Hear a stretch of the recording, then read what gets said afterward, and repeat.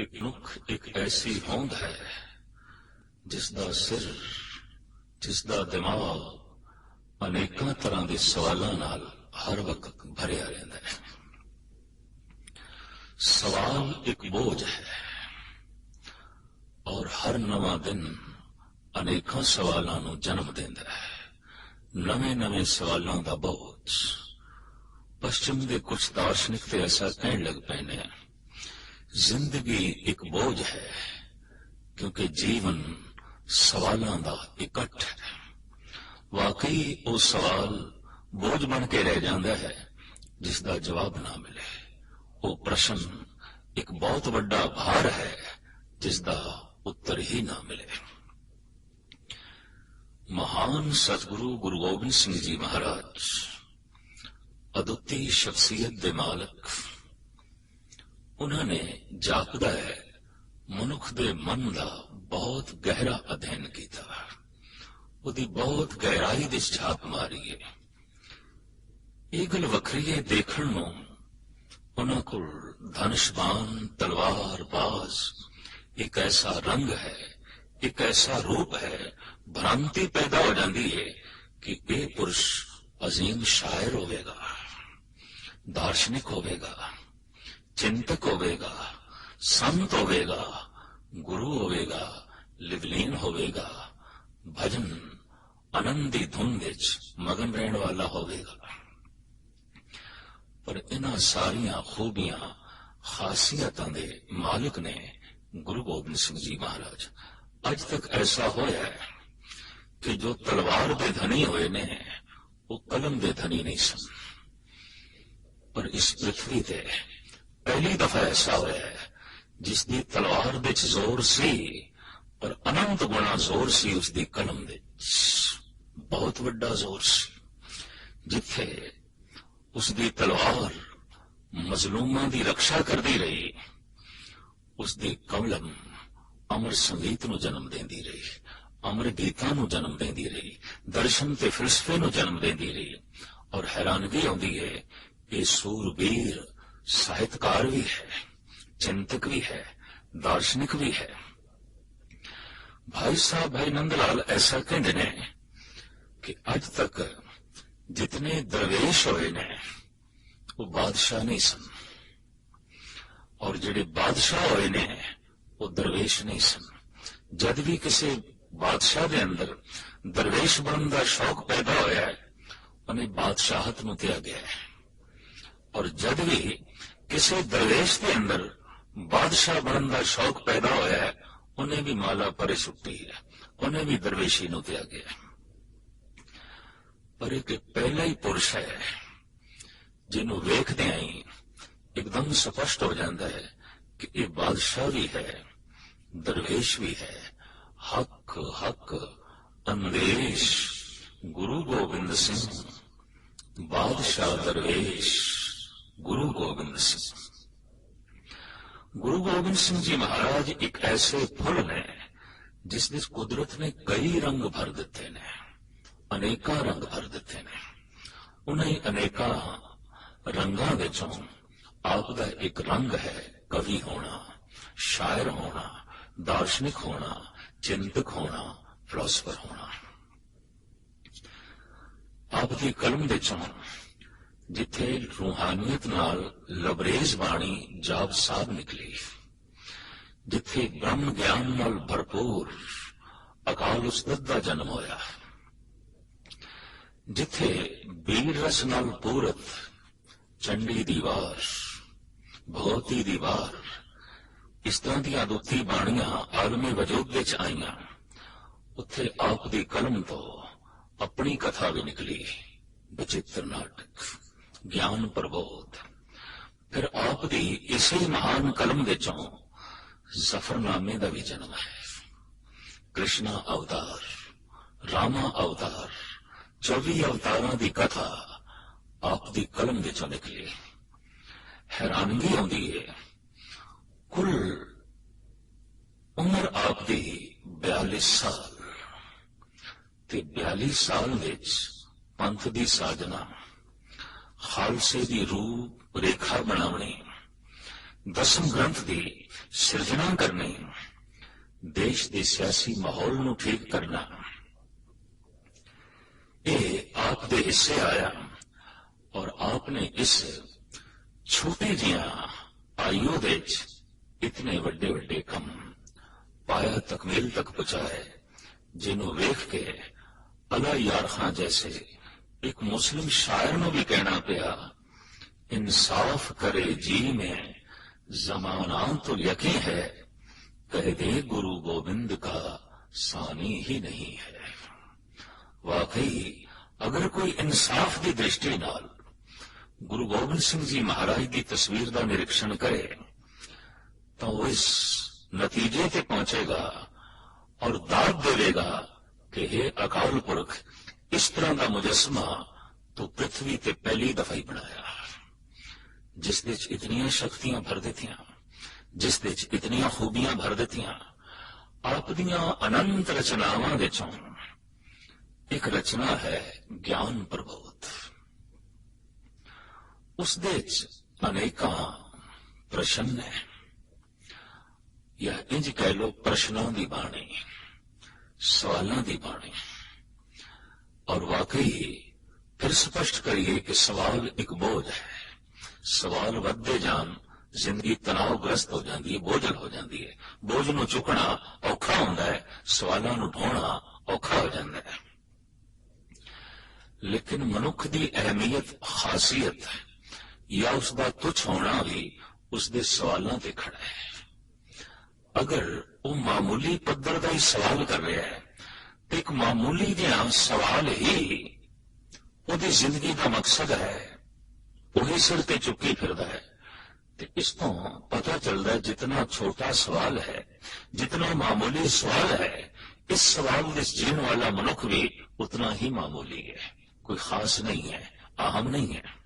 अहम मनुख की पहचान उसों महान सवालों का जन्म होगा, अगम्मी सवालों का जन्म होगा। ऐसे सवाल जो जीवन की गहराई नूं छूवन, ऐसे सवाल जो प्रकृति दे बुलंदियां नूं छूवन, ऐसे सवाल जो चेतना दे डूंघे तल दे जहे चले जान। उन्हां अनंत सवालों दे चों कुछ एक सवाल मैं सामने रखन लगा। यह गल वखरी है कि इस सारी बाणी दे सवाल ही सवाल ने। सिख जगत के विद्वान इत्थे दो हिस्सों की तकसीम ने। एक धड़ा ऐसा कहता है कि बाणी सिर्फ सवाल ही सवाल ने। छोड़ दिता है सतगुरु ने आत्म अभ्यासियों ते, जिन्होंने अपने अंदरों इन्होंने सवालों का जवाब मिल जाए और इस सवाल का बोझ ना रहे, समझ लो वो सही अभ्यासी है, उन्होंने सही जवाब मिल गया। दूसरा तबका इंज भी कहता है कि सरसा नूं पार करदे आया आप जी का यह महान अदुੱਤੀ ਸਾਹਿਤ सरसा की कुछ भेंट हो गया, कुछ पन्ने रुड़ गए। और बाद में जब इसकी संपादना हुई भाई मनी सिंह जी द्वारा, तो सिर्फ एक प्रश्न ही मिले, उत्तर ना मिल सके। हुण जो स्टीक दसम ग्रंथी मिलती है, उसके जो इन्हां प्रश्नों के सामने उत्तर लिखे हुए ने, ये पंडित गणेशा सिंह जी महाराज दे ने। निर्मले महात्मा विचों एक सिरमौर महात्मा हो गुजरे ने, आत्मदर्शी, ब्रह्म ज्ञानी और महान विद्वान। उन्होंने दावा तो नहीं सी, पर ऐसा कहना सी कि इन्हों सवालों का ये जवाब मैनू अंदरों मिले। और हकीकत है सवाल उही गहरा आउंदा है जिहड़ा अंदरों निकले, और जवाब भी उही सही आउंदा है जिसका अंदरों मिले। अक्सर कई दफा देखने के चाह है कि लोग दूजियां दी सवाल चुकी फिरदे ने और दूसरियां दे जवाब ढोई जाते हैं। वो सवाल उन्हों की जिंदगी का सवाल नहीं होंदा और वो जवाब उन्होंने अंदरों नहीं मिले आउंदा। एवें वो एक दिमागी कसरत तो इलावा और कुछ नहीं होंदा। तो गुरु गोबिंद सिंह जी महाराज ने ये जड़े अदुੱਤੀ सवाल ਗਿਆਨ ਪ੍ਰਬੋਧ ਨਾਮਕ ਬਾਣੀ ਵਿੱਚ ਦਰਜ ਕੀਤੇ ਨੇ ਉਹ ਇਸ ਤਰ੍ਹਾਂ ਨੇ। ਕੋ ਸੂਰਾ ਸੁੰਦਰ ਕਵਨ ਕਹਾਂ ਜੋਗ ਕੋ ਸਾਰ। सूरवीर कौन है, बहादुर कौन है, फिर खूबसूरत कौन है, सुंदर किसनू आखांगे। क्योंकि ऐसियां कुछ अदुੱਤੀ सौगातां ने जगत दे जिस तो मनुख दा मन सुभावत प्रभावित होंदा है ते उसदी असलियत दा हकीकत दा बोध ना होवे तो कई दफा जिंदगी बहुत वड्डे भ्रांति दे दलदल दे जा गिरदी है। इस वास्ते इस तरह के अजीम सवालों को साहिब श्री गुरु गोबिंद सिंह जी महाराज ने अपनी बाणी दे थां दिती है। सूरबीर किसनू आखांगे, कौन है, और खूबसूरत किसनू आखना पेगा, कौन सुंदर है।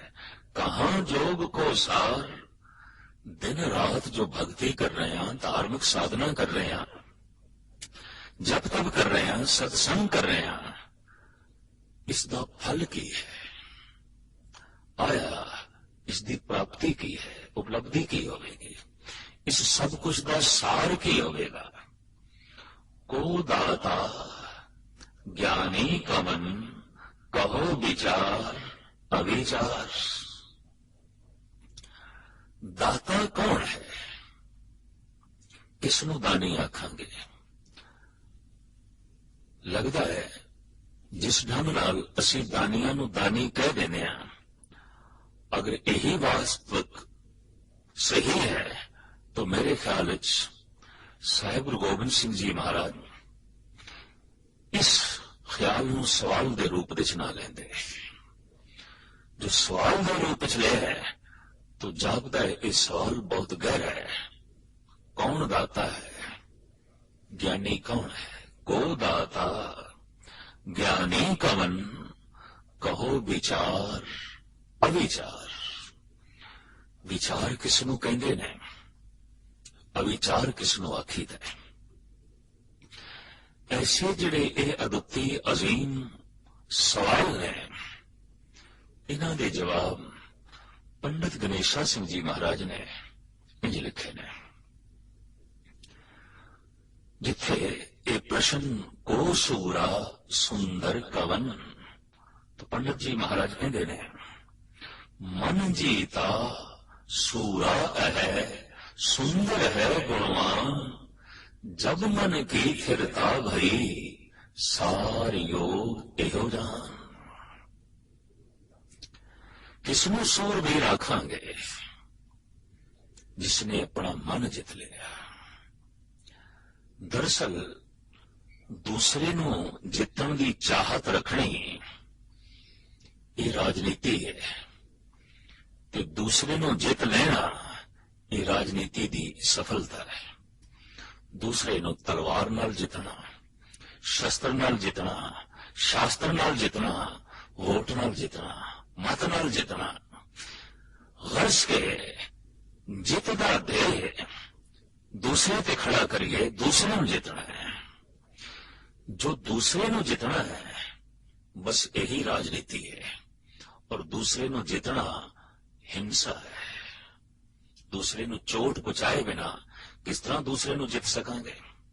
दूसरे नू दबाए बिना दूसरे नू किस तरह जित सकांगे। दूसरे नू जितना राजनीति है, अपने आप नू जितना धर्म है। मन जीते जग जीत, मन जित ले है, धर्म की प्राप्ति हो गई, प्रभु की प्राप्ति होगी। कहने दूजे नू जिती है सता प्राप्त होती है, अपने आप नू जिती है सत प्राप्त होता है। दूसरे नू जिती है बाहर का मिथ्या सिंघासन प्राप्त होता है, अपने आप नू जिती है राम का सिंघासन प्राप्त होता है। दूसरे नू जितण लई अवगुण चाहिए ने, अपने आप नू जितण लई गुण चाहिए ने। कठोर होए बिना दूसरे नू जितना कठिन है, बहुत कठिन है, पर कोमल होए बिना अपने आप नू जितना कठिन है, बहुत कठिन है। मिथ्या बोल, मिथ्या वचन, मिथ्या कर्म नाली असी ਦੂਸਰੇ ਨੂੰ ਜਿੱਤ ਸਕਦੇ ਹਾਂ, ਪਰ ਸੱਚ ਬੋਲ ਸੱਚ ਕਰਮ ਨਾਲ ਹੀ ਅਸੀਂ ਆਪਣੇ ਆਪ ਨੂੰ ਜਿੱਤ ਸਕਾਂਗੇ, ਆਪਣਾ ਮਨ ਜਿੱਤ ਸਕਾਂਗੇ।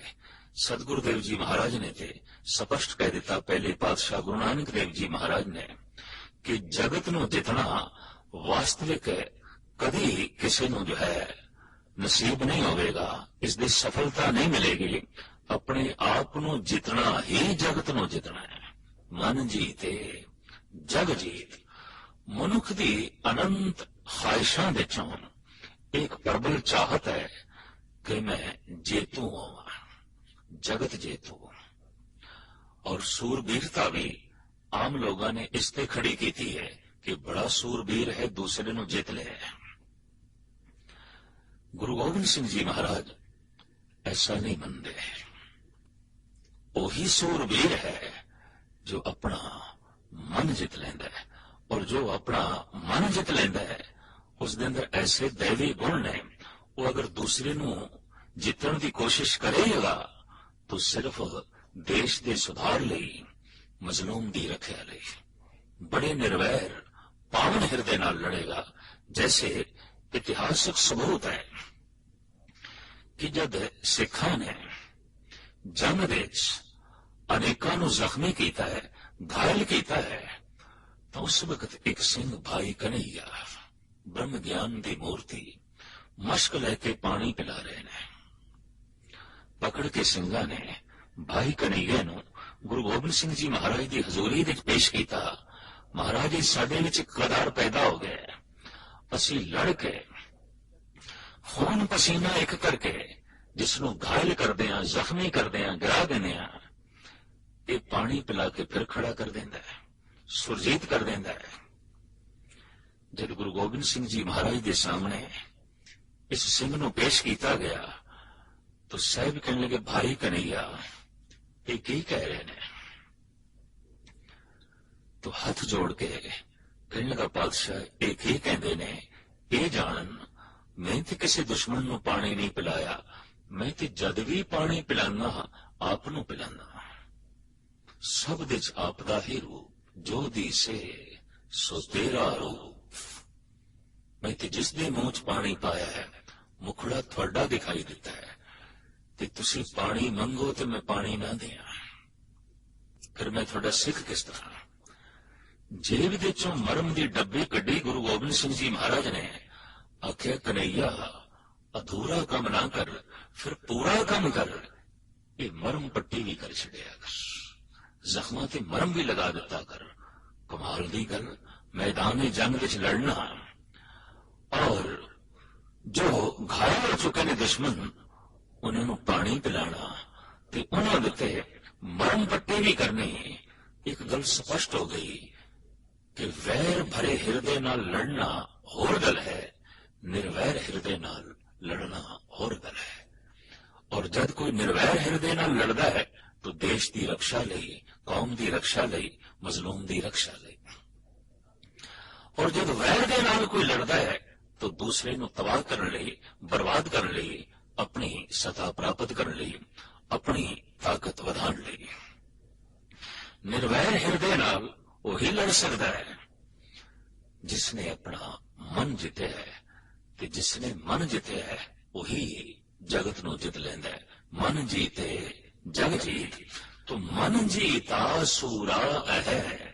ਸਾਰੀ ਦੁਨੀਆ ਨੂੰ ਜਿੱਤਣ ਵਾਲਾ ਵੀ ਆਪਣੇ ਮਨ ਦੇ ਹੱਥੋਂ ਹਾਰ ਜਾਂਦਾ ਹੈ, ਤੇ ਮਨ ਨੂੰ ਜਿੱਤਣਾ ਅਤੀ ਕਠਿਨ ਹੈ, ਅਤੀ ਕਠਿਨ ਹੈ। ਕਹਿੰਦੇ ਨੇ ਸ਼ਸਤਰਾਂ ਨਾਲ ਦੂਸਰੇ ਨੂੰ ਜਿੱਤਿਆ ਜਾਂਦਾ ਹੈ, ਸ਼ਾਸਤਰ ਨਾਲ, ਵਿਚਾਰ ਨਾਲ, ਜਪ ਨਾਲ, ਤਪ ਨਾਲ ਆਪਣਾ ਮਨ ਜਿੱਤਿਆ ਜਾ ਸਕਦਾ ਹੈ। तो मन जीता सूरा है, सुंदर है गुणवान। खूबसूरत किसनू आखांगे, सुंदर किसनू आखांगे? सिर्फ चमड़ी की सुंदरता, नैन नक्श, ये मनुख की अपनी अपनी धारणा है। किसी को एक तरह का नक खूबसूरत लगता है, दूसरे को नहीं। किसी किसी देश विच काली चमड़ी खूबसूरती का चिन्ह है, किधरे गोरी, किधरे ठेड़ा ठेंगड़ा नक खूबसूरती का चिन्ह है, किधरे नहीं किधरे लंबा। तो खूबसूरती ते अपनी अपनी मन की एक धारणा है, और एक खूबसूरती बदसूरती दे बदलदियां देर नहीं लगती। जवानी नूं बुढ़ेपे दे बस्तर पहरदियां देर नहीं लगती। सुंदरता दा एक खिड़िया होया फुल इनू मुरझांदियां देर नहीं लगती। एक होर सुपन है, उन्होंने कहते ने मन का सुपन सीरत। सूरत का खूबसूरत होना होर गल है, सीरत का महान होना होर गल है। जगत विच ऐसा देखने विच आया है कि तन दे सोने मनुख मन दे सोने नहीं होंदे। सूरत शक्ल अच्छी, सीरत कुछ भी नहीं। तो कई दफा ऐसा भी होया है, सीरत बड़ी अच्छी, बहुत सोहनी, बड़ी खूबसूरत, सूरत ठीक नहीं सी। जैसे इतिहास दे एक गाथा है, अष्टावक्र, पैरां विच बल, हत्थां विच बल, गर्दन टेढ़ी, कमर टेढ़ी, शरीर विच अनेका ही बल। इसे कारण करके आपका नाम पिया ऋषि अष्टावक्र। शरीर विच 8 बल, पर मन विच कोई बल नहीं सी। तन करके अतीक रूप सी, मन करके अति सुंदर सी, अति सुंदर। राजे जनक की सभा विच आया है, ये राजगुरु का लड़का सी, अपने पिता नूं बुलाण लई आया है। रोकिया किसी ने नहीं, क्योंकि राजगुरु का लड़का। पर इनू देखदे ही राज सभा विच बैठे सारे हस पे, खिड़खिड़ा के हस पे। उन्होंने हसदा वेख के अष्टावक्र जी भी हस पे। जनक कहते ने ऋषि जी, ये सारे थोड़े ते हसे ने, तुसी किस ते हसे? तो अष्टावक्र जी कहते ने, ये सारे मेरे ते हसे, मैं इन्हां ते हसिया। ये मेरी सूरत वेख के हसे ने, मैं इन्हां दी सीरत वेख के हसिया। इन्होंने मेरे तन की बदसूरती वेखी है, हासा निकल गया है। मैं इन्हां दा मन का करूपपना वेख्या है, हासा नहीं रोक सकिया। इन्हां दी दृष्टि सिर्फ चमड़े तक ही रुकी हुई है। जगत विच अनंत पुरुष ऐसे होए ने जो तन करके ते बड़े क्रूप सन, पर मन करके बड़े सुंदर सन। सुकरात होया, ऋषि वेद व्यास जी होए ने, अष्टावक्र होए ने, बड़े बुलंद पाया महान मनुख, जिन्हां दी सीरत इतनी सोहनी जिसके सामने करोड़ों चंद्रमा फीके पै जान।